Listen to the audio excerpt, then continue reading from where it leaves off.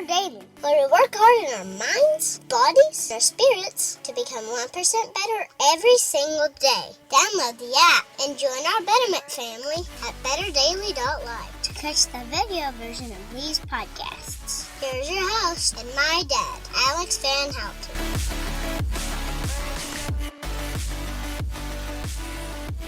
What's up, Betterment family? This is Alex Van Houten in Better Daily Live. Happy Friday. It is Flex Friday, and we're going to continue our series, Don't Do That, in the garage gym today. And today I'm going to tell you, don't go too fast. So today we're going to be walking through a movement, and I'm going to show you the difference between doing it with control and good focus on form versus just pounding out the reps. And I'm going to give you an understanding of, there's a time and a place to exercise with quick, snappy movements and a reason to do that. But there's also a time and a place to get focused on your control and to slow things down and to use the right muscles and get your mind in those muscles. Before we get there, we have 9 days until the Faithful 40 Challenge. You need to register. You need to join us. It's going to be an awesome 40 days, moving 1% better every single day in the direction of our goal. We're going to journal our mindset, our nutrition, and our exercise in community, keeping each other accountable and moving forward on our goals. It's going to be awesome. You need to join us if you haven't already registered. We've got, 11 people already who are like, yes, count me in. Let's do this. So this is going to be a big one. Now, don't do that. We've been going through the series in the gym called Don't Do That, and this is just walking through some of the things that I, as a trainer of 16 years, see all the time in the gym, and I'm like, don't do that. Stop it. What are you doing? And man, this one's a big one. This one's a huge one, okay? So imagine you're working out, and you're going to do 3 sets of 10 repetitions of bench press. So I have my dumbbell bench press set up here. I'll perform it for you in a second, okay? 3 sets of 10 repetitions, which means you have 30 repetitions over 3 sets. You have 30 repetitions of work that you're going to do on the chest press. Well, what's the goal of your lift? Why are you doing it? So you're not doing it just to go through the motions. I hope after listening to Better Daily and hearing me talk about it, what you're thinking is, I want a specific adaptation from this imposed demand. I want my chest muscles to be strong and stable, to keep my shoulders healthy, to keep my back in a strong position, to give my core and my back something strong to pull from, maybe so I stand up a little bit taller and have great posture, right? There's a lot of reasons why you should do a chest press. But if you go to the gym and you pick up weights and you go, okay, I have 3 sets of 10. 1, 2, 3, 4, 5, 6, 7, 8, 9, 10. Did you get any work done? I'm going to show you. I'm going to show you how not to do it. Well, no. I'm going to start with how to do it. Then show you how not to do it. And then go back to how to do it. And we're going to talk about it, okay? So here's the chest press. This is how to do it. So, up here. I get my weight. I'm nice to my back. Everything's strong and stable and focused. I'm going to do 3 reps. 3 good reps. Here we go. 3 good reps. Rah! Come on back. Nice and strong, good breathing. 3 good reps.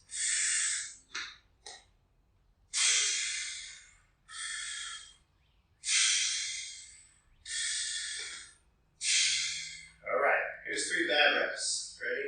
Here we go. 1, 2, 3. Wow. Way faster, right? I get out of the gym quick. Here's 3 good reps again. Here we go.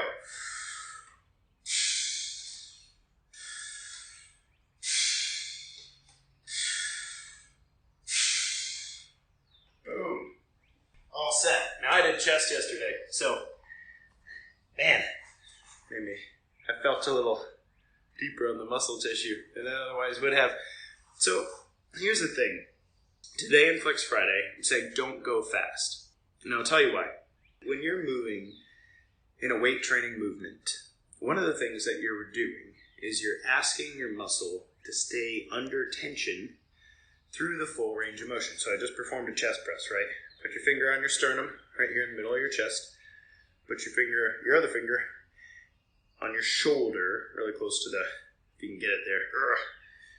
that's your pectoral muscle. It connects from here to here. And muscles can only shorten. Okay, they can't push. They can only pull. So they do this. You see that? That's my pectoral muscle.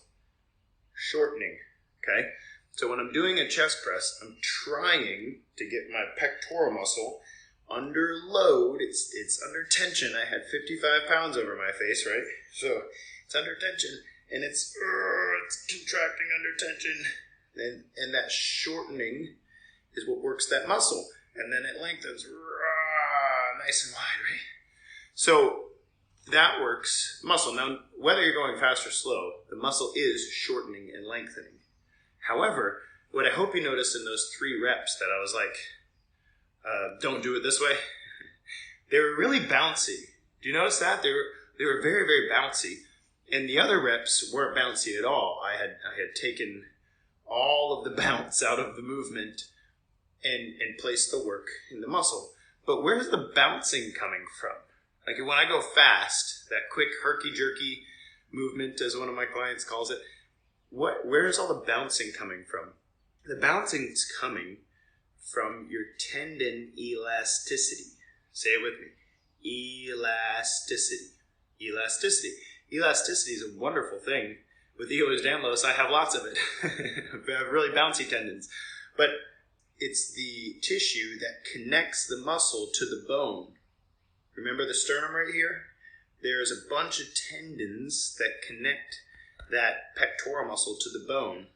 And there's a bunch of tendons that connect the muscle tissue to the humerus up here, where your pectoral muscle connects. And if you're going fast, all you're doing, you're not working this muscle much. It's shortening, lengthening, but it's not maintaining tension the whole time. What you're doing is like rubber bands, you're relying on the bounce of your tendons. And so what happens is, if you do 3 sets of 10 repetitions like that, or 5 sets of 20, or whatever it is that you're doing, what you're doing is you're giving your tendons a great workout, but you're not giving your muscles a great workout.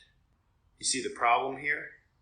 If you are weight training to grow muscle or to keep muscle healthy and strong and well connected to your nervous system, then when you go too fast in a movement, what happens is you rely on the bounciness of your tendons rather than relying on the strength, tension, and focus and activation of your muscle.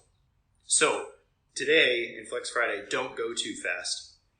What I'm hoping you'll do is that you'll take some time in your next workout to really focus on the muscles that are supposed to be working and to really control that movement. If you have to bounce the weight down a little bit in order to do that, that's okay, because I would rather you use a lighter weight and get great tension through a full range of motion on the muscle than increase the weight and have a really bouncy, herky-jerky set of reps that aren't helping your muscle at all and might actually be hurting your tendons over time.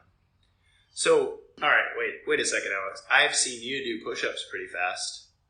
Like, what's up with that? You just told me not to go too fast. So there's a time and a place to move quickly, okay? And there's a time and a place where you shouldn't. When I'm working on strength, or I'm growing muscle, or I'm working on good muscle tension to keep muscles happy and healthy, then I move slow. I move slow, about 4 seconds per repetition, maybe 3 seconds. That might be a little faster. And there's a way to move a little faster with good tension on the muscle. You're not bouncing. You're not like boom, doo, boom, doo. You're not bouncing through the movement. You're maintaining good control, right? But for those reasons, it's helpful to move slow. I tend to move slow in a hypertrophy phase or a foundations phase. So if I'm doing strength training, I'm growing muscle, or if I'm taking the time to really focus on the activation of a muscle. I go fast. I am a little bouncier, not herky-jerky, but bouncier. I am bouncier in the endurance phase and in the athleticism phase, right? So in the endurance phase, the goal is to knock out as many repetitions as possible in a short period of time. That's the goal in the endurance phase. And the reason you do that, the adaptation you're looking for, is activation of type 1 muscle fibers, increased metabolic conditioning, better fat burn. Like, there's a lot of reasons to do that. If you're training right, you don't just jump into the endurance phase. You take some time to get the muscles to work like they're supposed to under tension, so that when you do the endurance phase, you're not killing your tendons and ligaments. This happens a lot when people start an exercise program. They jump right into P90X or they jump right into CrossFit, and they don't have a good mind-muscle connection. They're not aware that they're not controlling the movement, and so they try to pound out lots of reps in a herky-jerky fashion, and ow, my shoulder, ow, my back, ow, my knees. Your poor joints take the brunt of it. That's where the tendons connect, right? So that's one reason to go fast. The other reason to go fast is in the athleticism phase, you're concentrating on power, you're concentrating on agility, you're concentrating on explosiveness, and all of those are really quick movements. The point is to be herky-jerky, but you do it with good form, with control, and having built all of the prior equipment, machinery, and habits that allow you to do that with as little injury as possible, right? So I've watched people jump. This is a great example. If you go to the gym and you see box jumps, right? I've watched people jump, and they're really good at box hops.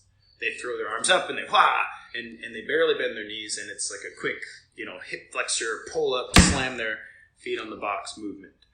And okay, fine, but that's not doing anything for your quads and your glutes, because a real jump, not a hop, a real jump requires that you drop into about a half squat, maybe even a 3/4 squat, throw your arms down, get your lats involved, use your core to pull your legs up. And a good jump is just graceful and lands softly. It's so powerful that you don't have to slam your feet when you land. It's like floating onto the surface of what you're landing. That's what a good box jump looks like, sounds like, feels like, right? But it's explosive, it's quick, it is herky-jerky, but it's done in a way that uses the right muscle groups and isn't super taxing on your musculoskeletal system. I see a lot of box jumps on a regular basis that are just so rough looking on the knees and the back and the ankles. I'm like, man, it's a good thing you're like 20, because your poor joints hate you right now. And I'll have people who I work with, they'll be in their 50s and they'll say, oh, I can't box jump, it's too hard on my knees. I'm like, let's learn how to jump right. And then before you know it, I have 50 and 60-year-old people jumping up on a 2-foot box with grace and power, and they're like, wow, that was easy. And they make people look silly at the gym. They're like, aren't you a little old for that? No, not if you're doing it right. So anyway, all that to say, today's Flex Friday is don't go too fast. Don't go too fast. I want you to achieve control and focus and strength in your weight training workouts, rather than just pounding out reps to pound them out. Like, oh, I got 20 shoulder presses. Let's go. Really bouncy shoulders. Don't do that. I'd rather you drop the weight down a little bit. I'd rather you focus through the full range of motion. I'd rather you really activate the muscle groups and get used to what that feels like. So when you do need your shoulders in a powerful, quick, herky-jerky way, your muscles are working rather than requiring your joints and your tendons to take the brunt of the movement. I'd love to hear from you. When was the last time you slowed down a little bit and focused on the movement? And what is your favorite movement to do that with? Guys, this has been Alex Van Houten in Better Daily Live. Thank you for joining me for Flex Friday, and thank you for signing up for the Faithful 40 Challenge. It's going to be awesome. Until next time, guys, it's just 1%. You got this.